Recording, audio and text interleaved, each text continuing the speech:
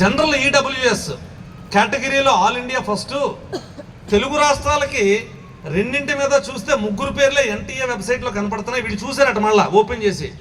NTA వెబ్సైట్లో 100% వచ్చిన వాళ్ళది ఒక టేబుల్, డిఫరెంట్ కేటగిరీస్లో ఆల్ ఇండియా టాపర్స్ ఒక టేబుల్, 2 టేబుల్స్ ఇచ్చి ఆ పిల్లాడి పేరు, హాల్ టికెట్ నెంబరు, ఎంత పర్సెంటేజ్ వచ్చింది, ఏ రాష్ట్రానికి చెందినవాడని చెప్పి ఇచ్చారు.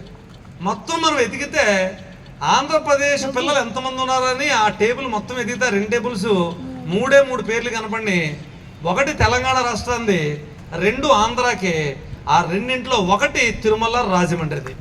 ఆ యశ్వంత సాత్విక్ అనే కుర్రాడు, పాలకొల్లు కుర్రాడు, 9th నుంచి మన దగ్గర చదువుకున్నాడు. ఆ కుర్రాడే ఈడబ్ల్యూఎస్ కేటగిరీలో ఆల్ ఇండియా టాపర్, ఓసీలో ఈడబ్ల్యూఎస్ కేటగిరీలో ఆల్ ఇండియా టాపర్. ఆడు 2nd ప్లేస్. ఎంతగా లెక్కేస్తే ఆ పర్టికులర్ సెషన్లో 2nd ప్లేస్ వచ్చింది అడిగి. 100 వచ్చినాడు ఫస్ట్ అయితే, 99.868 వచ్చింది ఇడికి, ఈడేమో 2nd ప్లేస్ అనమాట. సో గ్యారంటీగా మేము అరౌండ్ 30-40 లెక్కేస్తున్నాం. అంటే 15 లక్షల మంది ఎగ్జామ్ రాస్తే అందులో 15 కాదు, ఈ సంవత్సరం 17 లక్షలు ఎక్స్పెక్ట్ చేస్తున్నాం. మొన్న 12,58,000 రాశారు. ఇప్పుడు మళ్ళీ యాడ్ అవుతారు 2nd సెషన్. మొన్న రాయని వాళ్ళు ఇప్పుడు యాడ్ అవుతారు.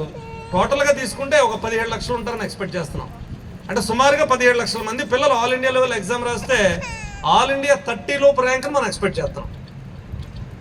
అంటే మాటలు కాదు కదండి, అది ఒక్కటే కాదు, ఎన్ని 99.9 పైన అక్కడ పెట్టారు. మీరు వెళ్ళేటప్పుడు చూడండి ఒకసారి, చాలా పెద్ద పర్సెంటేజ్ అండి అది. అది తెచ్చుకున్న వాళ్ళు 4, 99.9 పైన 17 మంది. అలా చూస్తే మీకు ప్రతిదీ అక్కడ పెట్టడం జరిగింది. 627 అన్నాను కదండి, ఈ సంవత్సరం రాజమండ్రికి వచ్చింది. ఇప్పుడు ఈ సంవత్సరం 700 సీట్లు ఎక్స్పెక్ట్ చేస్తున్నాం.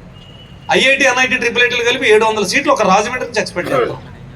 అలాగే భీమవరం, వైజాగ్ అన్ని. మనిషి ఏ విజయం సాధించాలన్నా షార్ట్ కట్స్ అస్సలు ఉండవండి. ఉన్న టెంపరీగా వచ్చండి పోతుంది, అది మళ్ళీ నిలబడదు. అది యాక్చువల్గా నిలబడాలి.